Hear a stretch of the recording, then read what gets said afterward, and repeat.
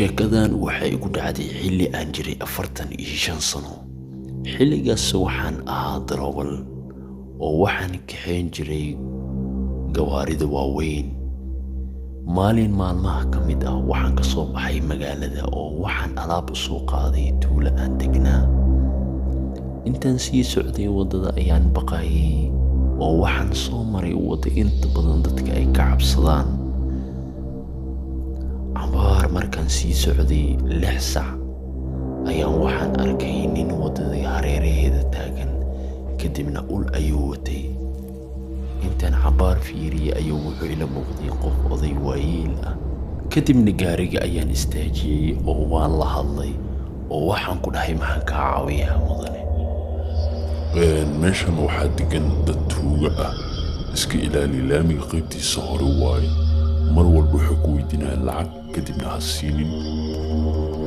waxaa kaloo samaysaa haddii aa fahmi weyso xoog isaga dhaqaaq meesha oo idin oo dardar. odaygii intaan hadalkiisa dhegaystay ugu dambayntii waan isaga dhaqaaqay. wuxuu igala hadlayay in meesha ay tuuga degan yihiin. cabaar markaan socday ayaan waxaan arkay in gaariga wadda lagu gooyey. gaarigaas wuxuu ahaa gawaarida raaxada. xoogaa waan isdhiiriyey oo waan soo dhaqaaqay, weliba anigoo raba in aan xoog ku maro.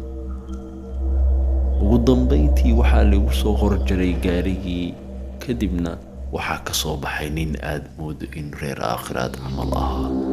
kadibna leerka gaariga ayaa indhaha laga qabtay. waxay ahaayeen rag tuuga camal ah oo mindiyaal ay wateen.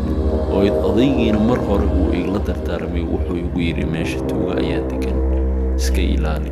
haddii aad u istaagteen waxaa laga yaabaa nafsadaada inay khatar gasho.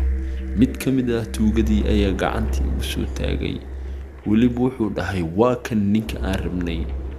cabaar markii aan taagnaa rag badan ayaa meesha ka soo wada baxay, anigana waan naxay. ugu dambayntii waan isaga soo dhaqaaqay meesha oo idil.